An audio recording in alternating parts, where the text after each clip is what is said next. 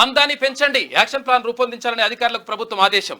Commercial tax, stamps and registration, excise శాఖలపై focus. 10,000 కోట్ల అదనంగా రాబట్టుకోవాలని కసరత్తు. ఆదాయానికి గండి కొట్టే అక్రమ వ్యవహారాలపైన నిఘా పెట్టింది ప్రభుత్వం. ఆర్థిక ఇబ్బందుల నుంచి రాష్ట్రాన్ని గట్టెక్కించేందుకు సొంత ఆదాయాన్ని పెంచుకోవాలని ప్రభుత్వం భావిస్తున్నది.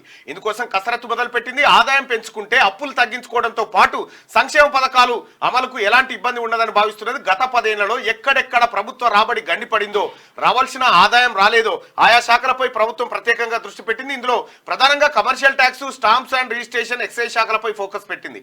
ఆదాయాన్ని పెంచుకునేందుకు యాక్షన్ ప్లాన్ రూపొందించాలని ఆయా శాఖల అధికారులను ఇప్పటికే ఆదేశించినట్టు తెలిసింది. ఈ 3 శాఖల నుంచి కలిపి వచ్చే ఆర్థిక సంవత్సరంలో అదనంగా 10,000 కోట్ల రాబట్టుకునేలా ముందుకెళ్లాలని ప్రభుత్వం నిర్ణయం నిర్దేశించుకుంది. అయితే ఇక్కడ కమర్షియల్ ట్యాక్స్, ఎక్సైజ్ శాఖ, ట్యాక్స్ అండ్ స్టాంప్స్ వీటిపైన ప్రభుత్వం ఫోకస్ పెట్టింది.